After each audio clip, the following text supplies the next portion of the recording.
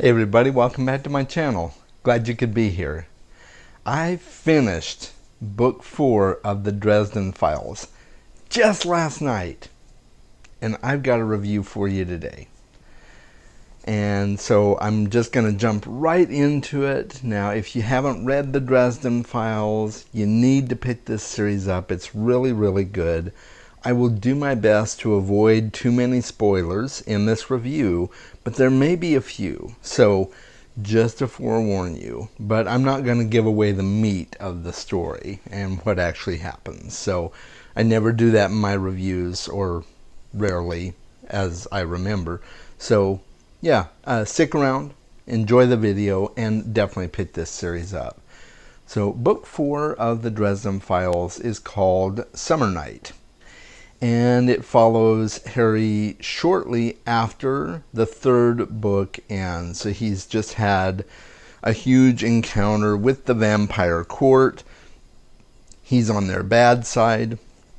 I won't go into more details there, but the beginning of the book, he's also on the bad side of the White Council, which is the council of wizards that tries to maintain control over all of their constituents. And Harry is his normal self. He's rash, impulsive. Sometimes he just doesn't like to play by the rules. So they just don't really care that much for Harry Dresden. But he is a wizard. They've inducted him, given him full wizardhood. So they have to kind of put up with him. And the book starts out with the murder of the Summer Night. And that is what Harry has been hired to research and figure out who done it. And he has been hired by no less than the Queen of the Winter Fae. And if you are familiar with the world of the Fae, it encompasses a whole lot of different creatures and supernatural beings that probably were depicted differently in the fairy tales that you grew up with. These fairies are maniacal, they're manipulative, they are vengeful, they're malevolent, they only seek their own ends and don't really care about humankind. You know, it's those type of fairies. Yeah, the real kind that you don't see in the retellings of fairy tales. If you read the more darker fairy tales, that's where you encounter those. So more of the originals that were written before they sugar-coated them for kids. And that's who Harry encounters, and that's who he is hired by to figure out who committed this murder. And in order to kind of understand the story, you have to understand the hierarchy in the Fae Kingdom. I kind of compare it to England in a way, because just like you've got the Queen of England, and you've got her ladies-in-waiting, and then you've got knights, and then you've got emissaries, and then you've also got a Queen Mum. I remember back when I, probably 10 or 15 years ago, I remember hearing about the Queen Mum's death. So this is very similar. There is a mother, there is a queen, there is a lady, and there is a knight and an emissary for each court. So there's the summer court that controls the summer and springtime seasons of our world, and then there is the winter court who controls the winter, and they exchange hands every year as the seasons change. And so he is hired by the Queen of the Winter Court to find out who murdered the Summer Night, because essentially she's being blamed for it. She didn't do it. And so she has bought Harry's obligations from his fairy godmother. And this isn't your Cinderella fairy godmother. This is one of those other fae that I mentioned. And she's always done everything she could to control and manipulate Harry. But the Queen of the Winter Court has succeeded in, whether it's by bribing or whatever, buying Harry from his fairy godmother so that she can have him do this task for her. So all of this is happening pretty much right at the beginning of the book, and then of course the White Council is meeting and they're not happy with Harry, so he's just in a conundrum. He's just like, oh my gosh, if the White Council doesn't sentence me to death, the vampires are out to get me, and then I have to solve this murder for the Fae realm. And it's just all, it's kind of like a Bermuda Triangle. It's all coming in together on top of him. This was just a phenomenal read. I am continually impressed by Jim Butcher's handling of the character he created with Harry. Just a really, really cool idea, and it just keeps on getting better and better. So there's so many cool things that happen in this book. You get to travel with Harry around the city of Chicago, and there's a special entryway into the Fae realm through the lower levels of the city of Chicago that Chicago is built on, like the older city. You know, they're able to enter into the Fae realm, and all of the people that he questions and that he runs into, and he's got a troop of young teen or maybe young adult werewolves that he runs around with to help him out with things.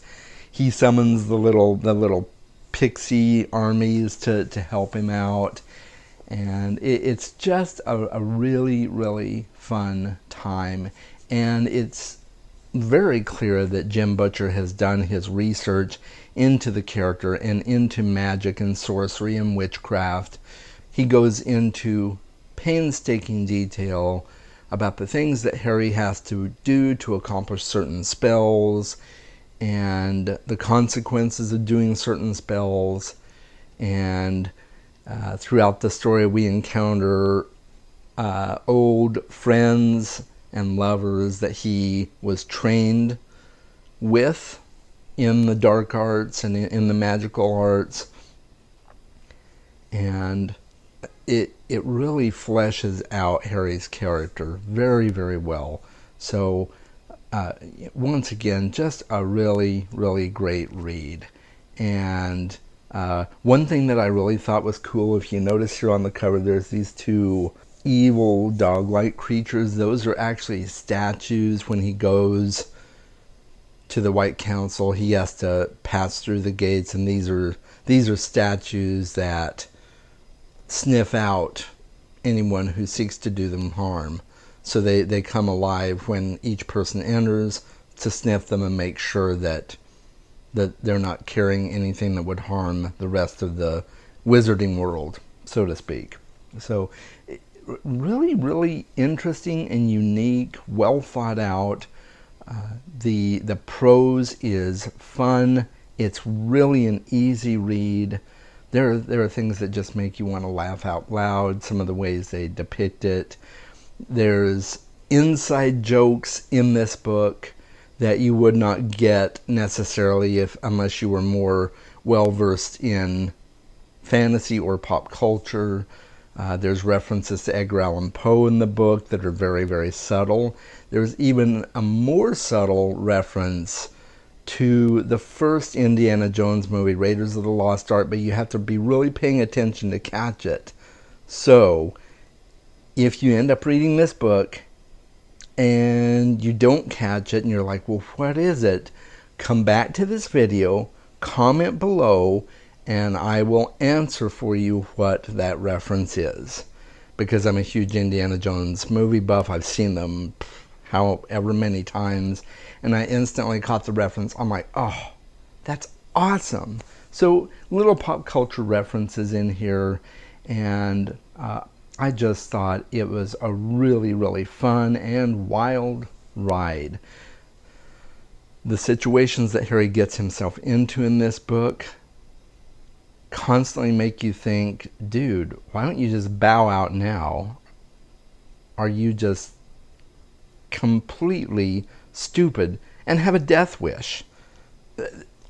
That's just, when you think he can't go any further and get himself any deeper into the muck, then he gets himself more into the muck. It's just, it's amazing. You think about everybody having that one bad day. Harry has a bad day, it would seem, almost every day. So, but the ending is great. I thoroughly enjoyed it. It wrapped up a lot of loose ends, or it appears to have wrapped up some loose ends, and it was a happy ending as much as you can expect from a Dresden novel. So, I know I've touched on a lot of different things in this book. I've done my best not to give you too many spoilers, so I hope I don't get any comments below that, dude, you spoiled the whole book for me. If I did, I'm sorry. It's kind of hard not to give some things away, Yeah, so anyway, comment below what you thought of my review. Comment below what you thought of the book if you've read it. If you haven't read it, why haven't you? Let me know in the comments, and let me know exactly when you're going to read. I will be anxiously awaiting to see all the dates that people are going to start picking up the Dresden Files, and especially certain books in the series. But seriously, I'm just new to it myself, so don't feel too bad if you haven't picked it up yet. I'm only on book 4, and there's like 18 books. So yeah, pick it up. Share this video with your friends. Like and subscribe. You know the drill. And make sure that you hit notifications if you want to get notifications for my new videos. And make sure that you are reading more books every day. You got plenty of time to do it. Have a great day, folks. I'll see you in the next video. Bye.